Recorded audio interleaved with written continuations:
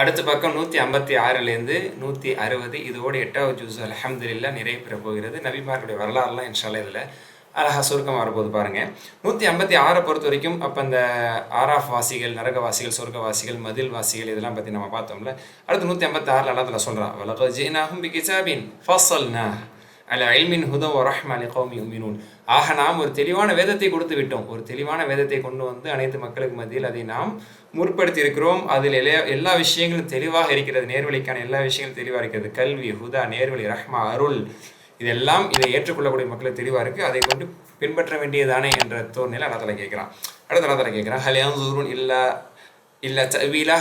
அல்லாஹ்வுடைய அதாப் வர வேண்டும் என்பதுதான் இவர்கள் எதிர்பார்க்கிறார்களா? அல்லாஹ்வுடைய அதாப் வந்து விட்டால், அந்த தவணை வந்து விட்டால், அதுக்கப்புறம் இவங்களுடைய மரணத்தை சமீபித்த பிறகு, நாளை மறுமையில் மறு உலகத்திற்கு மஹ்ஷர் மைதானத்திற்கு இவர்கள் வந்த பிறகு நம்மளுக்கு யாராவது சிபாரிசு செஞ்சிட மாட்டாங்களா? ஃபஹல் லனா மின் ஷஃபாஅ ஃபயஷ்ஃபஉ லனா. எங்களுக்கு யாராவது சிபாரிசு செஞ்ச நரகத்திலிருந்து காப்பாற்றிட மாட்டாங்களா? அவன் நுரத்தில் ஃபனஅமல கைரல்லதி குன்னா நஅமல். நான் உலகத்தில் செய்து கொண்டு இந்த அட்டூழியத்துக்கு மாறாக, குஃப்ரு ஷிர்க்குக்கு மாறாக ஈமான் கொண்டு நல்ல அமல் செய்கிறோம், திருப்பி எங்களை அனுப்பிட மாட்டாங்கன்னு அப்போ கதறுவேன். இப்போ கொடுக்கப்பட்ட வாழ்க்கையில் தூதுவர்கள் உங்கள் முன்னாடி இவ்வளோ சொல்கிறாங்க திருந்துங்கன்னு சொல்லி, இப்போ தேர்த்துக்காமல் நாளை மறுமையில் வந்து என்னை விடுங்க, திரும்ப அனுப்புங்க, நாங்கள் போய் நல்ல அமல் செஞ்சுட்டு வர்றோம், கிழிக்கிறோம் என்றெல்லாம் நீங்கள் பேசுவீங்க. இதில் என்ன புண்ணியம் இருக்குது அப்படின்னு அதெல்லாம் கேட்க வர்றோம். அடுத்து 156 அடுத்த பகுதியில் பார்க்கும் பொழுது அல்லாஹ் சுப்ஹானஹு அந்த வானம் பூமியை படைத்ததனுடைய விஷயத்தை சொல்கிறான். வானம் பூமியில் 6 நாட்களில் அல்லாஹ் தஆலா படைத்து அர்ஷின் மீது அவன் நிலையாக இருக்கிறான். இரவை பகல் மீது புகுத்துகிறான், பகலை இரவை மீது புகுத்துகிறான். சூரியனும் சந்திரனும் நட்சத்திரங்களும் அல்லாஹ்வின் கட்டுப்பாட்டில் இருக்கிறது. அனைத்தும் அல்லாஹ்வுடைய படைப்பாக இருக்கிறது. அப்படிப்பட்ட அல்லாஹ்வை நீங்கள் வணங்குங்கள், அவனை நீங்கள் துஆ செய்யுங்கள். உதுஉ ரப்பக்கும் ததர்ருஅன் வ குஃபியா. அப்படிப்பட்ட அந்த இறைவனை, ஏக இறைவனை நீங்கள் பயந்த நிலையிலும் தனிப்பட்ட முறையிலும் நீங்கள் மறைவிலும் நீங்கள் அவனுக்கு நீங்கள் நடுங்கி அவனை நீங்கள் அழையுங்கள், அல்லாஹ் உங்களுக்கு பதில் தருவான் என்று அல்லாஹ் தஆலா சொல்கிறான். அடுத்து அல்லாஹ் தஆலாவுடைய இன்னொரு ரஹ்மத்தை பற்றி சொல்லி கேட்டுக்கிறான். வஹுல்லதி யூர்சில் ரியாஹ புஷ்ரன் பைன யதை ரஹ்மதி.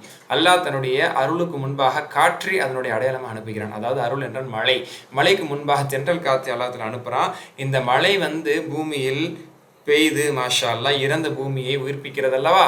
இதே போன்றுதான் மனிதர்களாகிய நீங்கள் இறந்து பூமியில் புதைக்கப்பட்ட பிறகு அல்லது இறந்து நீங்கள் இந்த உலகத்தில் அழிக்கப்பட்ட பிறகு உயிரோடு நாளை மறுமையில் உயிர்ப்பிக்கப்படுவீர்கள். மழை பெய்து மலையிலிருந்து, செத்த பூமியிலிருந்து புதுமையான பொறுப்புண்டுகள் வர்ற மாதிரி தான் உலகத்தில் நீங்கள் மரணித்த அனைவருமே நாளை மறுமையில் உயிர்ப்பிக்கப்படுவீங்கன்னு மழை அழகான உதாரணமாக அல்லாஹ் தஆலா சொல்கிறான். இது பல இடத்துல பின்னாடி சொல்லி காட்டுவோம், பார்ப்போம் இன்ஷா அல்லாஹ். அடுத்து அல்லாஹ் தஆலா சொன்னால் அந்த மழையை பற்றி பேசிட்டு 157 தொடர்றான். இந்த மழை இருக்கிறது, இந்த மழை பெய்ந்த பிறகு, பொழிந்த பிறகு பூமிகள் 2 விதம். நல்ல பூமிகள் இருக்குது, நல்ல மணல்கள் கொண்ட நல்ல பூமியில் நல்ல செடிகள் கொடிகள் எல்லாம் முளைக்கிறது. பலது தொய்வு யஹ்ருஜு நபாத்துஹு பீஇذن ரப்பி. அப்போ நல்ல நிலங்கள் விளைச்சல்களை வெளியாக்கிறது. ஆனால் மோசமான நிலங்கள், அதாவது நல்ல நிலங்களாக இல்லாத சில நிலங்கள் இருக்குது, அதில் எந்த விதமான செடி கொடிகளும் முளைக்காது, அது வெறும் பொட்டல் நிலங்களாகத்தான் இருக்கும். இதே மாதிரி தான் மனிதர்களிடத்தில் ஹிதாயத் எனக்கூடிய மழை பொழிகிறது.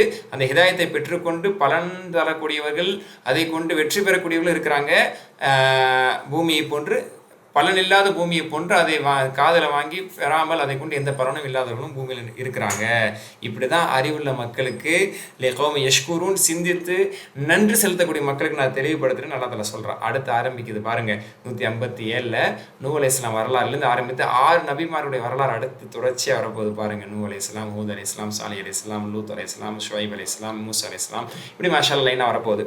ஹைர், இதில் வந்து முதல்ல நூஹ் அலைஹிஸ்ஸலாம் பற்றி அல்லாஹ் தஆலா சொல்கிறான். நூஹை நாம் நிச்சயமாக தூதரை அனுப்பினோம். அவர் தனது சமூகத்துக்கு வந்து அல்லாஹ்வை மட்டும் வணங்குங்கள், என்னை பின்பற்றுங்கள், மறுமையினுடைய அதாபுக்கு முன்பாக நீங்கள் திருந்து விடுங்கள் என்று அல்லாஹ்வை நினைவுபடுத்தி அவர் சொன்னார். ஆனால் அவருடைய சமூகம் உங்களை ஒரு வழிகேடராக நாங்கள் பார்க்குறோன்னு சொன்னாங்க. வழிகேட்டில் நான் இருக்கிறேன்னா நீங்கள் இருக்கிறீங்களா, கொஞ்சம் யோசிக்கிறீங்கன்னு சொல்லி அவங்க சொன்னாங்க. உங்களுக்கு நான் நலம் விரும்பியாக இருக்கிறேன், நீங்கள் திருந்த மாட்டீர்கள் என்று அவர் கேட்டார். அவரை பொய்ப்பித்தார்கள். அதனால் அவரை கொண்டு ஈமான் கொண்டவர்களை கப்பலில் நாம் காப்பாற்றி வகலக்கன் அல்லது கதபு வியாயாச்சினா நம்ம தத்தாட்சியை பொய்ப்பித்தவர்களை கடல் நீரில் நாம் மூழ்கச் செய்தும் நல்லதெல்லாம் சொல்லி நூஹ் அலைஹிஸ்ஸலாமுடைய வரலாறு ஷார்ட்டாக முடிச்சிடறான். சூரா ஆராஃப்ல 6 நபிமார்கள் வரலாறுமே ரொம்ப ஷார்ட்டாக தான் வரும். பின்னாடி வேறு சில அத்தியாயங்களும் விரிவாக பார்ப்போம். அடுத்து வயிலா ஆதின் அஹாஹும் ஹூதா, அதாவது ஆது கூட்டத்தார்களுக்கு ஹூத் அலை இஸ்லாமியை நாம் அனுப்பினோம். அவங்களும் அதே செய்தியை தான் சொன்னாங்க. மக்களே, அல்லாஹ் ஒருவனை மட்டும் நீங்கள் வணங்குங்கள், அவனை நீங்கள் அஞ்சுங்கள் என்று சொல்லும் பொழுது அந்த கூட்டத்தார்கள் இருக்க முக்கிய புள்ளிகள் எல்லாம் சொன்னாங்க. உங்களை மடையராக நாங்கள் பார்க்குறோம், என்ன நீங்கள் அல்லாஹ் ஒருத்தனை வணங்குன்னு சொல்கிறீங்க, உங்களை நான் மடையராக பார்க்குறோம் அப்படின்னு அவங்க சொன்னாங்க. ஹூத் அலை இஸ்லாம் சொன்னாங்க, எந்த விதமான மடமைத்தனமும் என்னிடத்துல இல்லை, அகிலத்தின் ரச்சனாக அல்லாஹ்வுடைய இறை தூதராக இருக்கிறேன் அப்படின்னு சொன்னாங்க. இதை தான் நூஹ் அலை இஸ்லாமும் சொன்னாங்க. ஹைர், அதுக்கப்புறம் உங்களுக்கு நான் தூதுத்துவத்தை எடுத்து சொல்கிறேன். 158க்கு வாங்க. 158ல் அவங்க சொல்கிறாங்க, உங்களுக்கு நான் நலம் விரும்பியாக இருக்கிறேன், உங்களிலிருந்து ஒரு மனிதர் உங்களுக்கு நல்ல செய்தியை சொல்கிறது உங்களுக்கு ஆச்சரியத்தை தருது, இறை தூதரை எப்படி இவர் ஏற்றுக்க முடியும் நீங்கள் நினைக்கிறீங்க என்று சொல்லி அல்லாஹ் நூஹ் அலை இஸ்லாத்துக்கு பிறகு உங்களை பிரதிநிதியாக உலகத்தில் ஆக்கியிருக்கிறான். நூஹ் அலை இஸ்லாம் கூட்டத்தார்கள் இந்த மாதிரி நீங்கள் அழிஞ்சிடாதீங்கன்னு சொல்லி உங்களுக்கு நல்ல உடல் திரகாத்தத்தை தந்திருக்கேன். ஏன்னா ஆது கூட்டத்தார்கள் வலிமையானவர்கள், அதனால் உடல் திரகாத்தத்தை தந்திருக்கேன், அல்லாஹ்க்கு நன்றி செலுத்தி அல்லாஹ்வை வணங்குங்கள் அப்படின்னு சொல்லும் போது போப்பானி அப்படின்ட்டாங்க. ஹூதே, நாங்கள் எங்களுடைய மூதாதையர்கள் வணங்கி வந்த எங்களுடைய பல கடவுள் கொள்கையை விட்டு நாங்கள் வெளியே வர முடியாது என்று அவர்கள் சொன்னார்கள். இதனால் அவர்கள் மீது அல்லாஹ்வின் தரப்பிலிருந்து அஸாப் ஏற்பட்டது என்று அல்லாஹ் தஆலா சொல்கிறான். 10வது கலாத்தில் கேட்குறான், இந்த கடவுளுடைய பெயர்கள்லாம் இருக்குது, இதெல்லாம் பெயர்கள் தான், நீங்கள் கடவுள்களாக வணங்குகிறீங்களே, இதெல்லாம் என்ன? ஃபி அஸ்மைன் சம்மைத்துமுஹா அன்தும் வஆபாஉக்கும் மா நஸலல்லாஹு பிஹா மின் சுல்தான். நூஹ் அலைஹிஸ்ஸலாம் ஹூத் அலைஹிஸ்ஸலாம் கேட்க சொல்கிறான், இது என்ன? இது வெறும் பேர் தான். இப்போ லாத்து மனாத் உஸ்ஸான்லாம் வணங்கி வந்தாங்கல்ல மக்கத்து முஷ்ரிக்கீன்கள், இந்த மாதிரி ஒவ்வொரு காலகட்டத்திலையும் யஊக், நஸ்ர், அதாவது வத்தம் வல சுவா வல யஊக் இப்படிலாம் நிறைய சொல்ல நூஹ்லே அல்லாஹ் சொல்லி காட்டுறான். பின்னாடி நம்ம படிப்போம். இதெல்லாம் வெறும் பேரு தானே தவிர உண்மை கடவுள்கள் அல்ல. இதுக்கு ஏதாவது ஆதாரம் இருக்குது அப்படின்னு சொல்லி எல்லாத்துல கேட்க சொல்கிறான். இதோட இது முடியுது. அவங்க அழிக்கப்பட்டாங்க. நல்லடியார்கள் அல்லாஹ்வை ஏற்றுக்கொண்டவர்களை தவிர மற்றவர்கள் அனைவரும் ஆது கூட்டத்தார்கள் அழிக்கப்பட்டதில் பின்னாடி வேறு சில வரலாறுல வேறு சில வசனத்தில் வருது. அடுத்து அதே 158ல் சமூத் அலை இஸ்லாம் பற்றி சொல்கிறோம். சாலிஹ் அலை இஸ்லாம் பற்றி சொல்கிறோம்.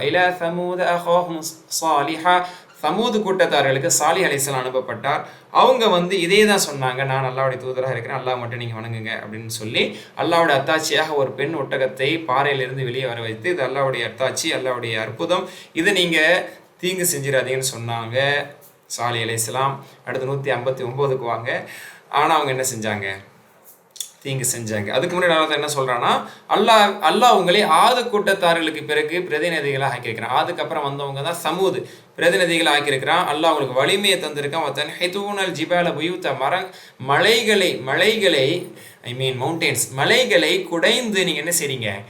வீடுகள் கட்டுறீங்க, கையாலே குடைஞ்சு வீடு கட்டுவாங்க. அவ்வளோ பெரிய ஆற்றல் தந்திருக்கேன் அல்லாஹ்க்கு, நீங்கள் நன்றி செலுத்தி அல்லாஹ் ஒருவனை மட்டும் நீங்கள் வணங்குங்க அப்படின்னு சொல்லும் போது அந்த அதாவது சமூக கூட்டத்தில் இருந்த பெரும் புள்ளிகள், முக்கியஸ்தர்கள், அந்த கர்வம் பிடித்தவர்கள்லாம் சொன்னாங்களாம், ஈமான்தார்களை பார்த்து சொன்னாங்களாம், யாரை கொண்டு இந்த சாலியை நீங்கள் நபின்னு ஏற்றுக்கிட்டீங்களோ அப்படின்னு அவங்க கேட்குறாங்க. அப்போ சொல்கிறாங்க, ஆமாம், அவரை நாங்கள் நபியாக ஏற்றுக்கொண்டு இறைவனை ஏற்றுக்கொண்டு நாங்கள் மூமின்களாக இருக்கிறோம். அப்படியா? நாங்களாம் அவரை ஏற்றுக்கல. ஹாலல்லினஸ்தக்பரு இன்னா பில்லதி ஆமன்து பிஹி லகாஃபிரூன். நீங்கள் யாரை ஈமான் கொண்டிருக்கிறீங்களோ அந்த அல்லாஹ்வே சரி, அந்த சாலிஹை சரி, நாங்களாம் ஏற்றுக்கல, நாங்களாம் பெரிய ஆளுங்க என்று அவர்கள் கர்வம் கொண்டார்கள். அந்த ஒட்டகத்தை அவர்கள் அநியாயமான முறையில் அறுத்தார்கள். எனவே அவர்களை ஒரு பெரிய அதாப், நிலநடுக்கம், பூகம்பம் அவர்களை பிடித்து கொண்டது. அதன் மூலமாக அவர்கள் அழிந்தார்கள். 159. அடுத்து 151 இறுதியில் அல்லாஹ் தஆலா வலூத்தன் இது காலில் கௌமிஹி, லூத் அலைஹிஸ்ஸலாம் அவர்கள் அவருடைய கூட்டத்திற்கு நபியாக அனுப்பப்பட்டார்கள். அவங்களுடைய சமூகத்துக்கு சொன்னாங்க, அவங்க சமூகத்தில் நடந்த பாவம் என்பது ஆண்களை தேடி செல்லக்கூடிய ஒரு தவறான ஓரினை சேர்க்கை செயல்பாடுகளை அவர்கள் தான் உலகத்தில் தோற்றுவித்தார்கள். இன்னை வரைக்கும் உலகத்தில் அது தலைவிரித்து பல இடங்களில் இருக்கிறத பார்க்க முடியுது. இது லூத் அலைஹிஸ்ஸலாம் சமூகத்தினுடைய மக்கள் செய்த பாவம் தான். இந்த மாதிரிலாம் நீங்கள் செய்யாதீங்கன்னு சொல்லும் போது எப்படி அவங்க அதுக்கு விமர்சனம் செஞ்சாங்கன்னா, இந்த லூத்தை கொண்டு ஈமான் கொண்டு ரொம்ப சுத்தபத்தமான ஆளாக இருக்கிறாங்க, அதாவது ஆண் பெண்ணிடத்தில் மட்டும்தான் உறவு வச்சுக்கணும்னு சொல்கிறாங்க, ஏன் ஆண் கிட்ட வைக்கக்கூடாது அப்படின்னு சொல்லி அது அவங்களுக்கு ஏற்றுக்க முடியல. ரொம்ப வித்தியாசமான ஆளாக இருக்கிறீங்க, எங்கள் விருப்பத்தின் போல் நீங்கள் விட மாட்டேங்கிறீங்க அப்படின்னு சொல்லி அவங்க சொன்னாங்க. அதுக்கப்புறம் அவங்களும் அதாவது கல்மலை பொழிந்து அவர்கள் அழிக்கப்பட்டார்கள். அதில் லூத் அலைஹிஸ்ஸலாமுடைய மனைவியும் அந்த எதிரிகள், அதாவது அந்த பாவிகளுடைய கூட்டத்திலிருந்து அவர்களும் அழிந்தார்கள் அப்படின்னு நல்லா சொல்லி முடிக்கிறான். அடுத்த இறுதி அந்த 160 அடுத்தடுத்த வரிகளில் பார்க்கும்போது மதியனிற்கு ஷுஐப் அலைஹிஸ்ஸலாம் அவர்கள் அனுப்பப்பட்டார்கள். ஷுஐப் அலைஹிஸ்ஸலாம் அவர்கள் அனுப்பப்பட்டு அவங்க தன்னுடைய மக்களுக்கு தாவா பணி செஞ்சாங்க, அல்லாஹ் மட்டும் வணங்குங்க அப்படின்னு சொன்னாங்க. அந்த மக்களிடத்தில் இருந்த பாவங்கள் என்ன, தவறுகள் என்ன அப்படின்னா, அதாவது அளத்தல் நிலுவையில் வந்து மோசடி செஞ்சாங்க. எடை போடக்கூடிய விஷயத்தில் அளவை நிலுவல்னு சொல்லுவோம்ல, இதில் வந்து மோசடி செஞ்சாங்க. அவங்க அதை சொன்னாங்க, அல்லாஹ்வுக்கு பயப்படுங்க, இந்த மாதிரி நிலுவை விஷயத்தில், அளத்தல் நிலுவை விஷயத்தில் நீங்கள் மோசடி செய்யாதீங்க, அல்லாஹ் பயந்து கொள்ளுங்கள் என்று சொல்லி அவர்கள் எச்சரிக்கை செய்தார்கள். ஆனாலும் அவர்கள் இவருக்கு கட்டுப்படவில்லை. அவர்கள் பாவிகளாகவே இறை நிராகரிப்பாளர்களாகவே இருந்தார்கள் என்பது தான் இந்த 160 முடியுது. 8வது ஜுஸு முடியுது. 9வது ஜுஸினுடைய ஆரம்பத்தில் இதனோட தொடர்ச்சி வந்து இன்ஷா அல்லாஹ் பார்ப்போம்.